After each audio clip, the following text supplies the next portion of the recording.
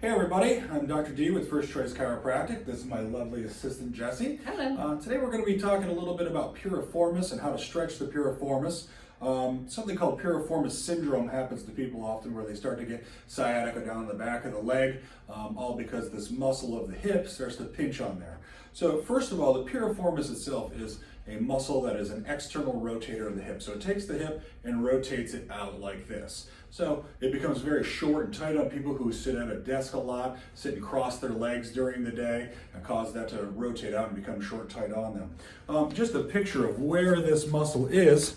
Looking at the pelvis, it attaches onto the sacrum here and goes all the way out to a bony prominence on the hip to cause that rotation happen.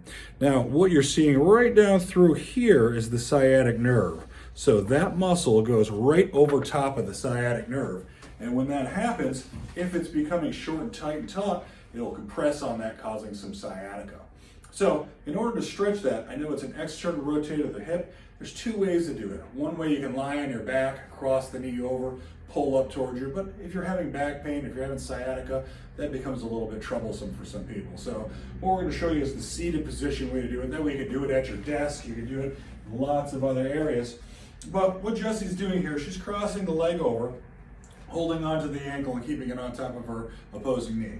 What she's going to do is kind of slightly push down on the leg, right around the knee area, just to rotate that hip out, and then bending forward, not at the waist, but at the hips. And where you're going to feel that is you're going to feel it up through the glute here, and then across here all the way out to this bony prominence of the hip that's out here. So technically this is a glute piriformis stretch here. And she's stretching both areas.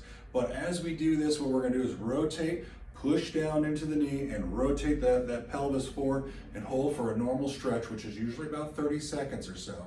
And during that 30 seconds, we want to relax into it, let the muscle relax, and then go a little bit deeper. Of course, we want to do both sides. So just because we're getting sciatica doesn't always mean it's piriformis syndrome. It can be something that's going on with the back, other areas of impingement also. So you can try this one safely at home. If you're feeling any pain with it, please stop. If you're having any other symptoms that don't seem to be going away with this, please give us a call at 804-726-6810 and schedule time where we can further check you out. Thank you. Thanks.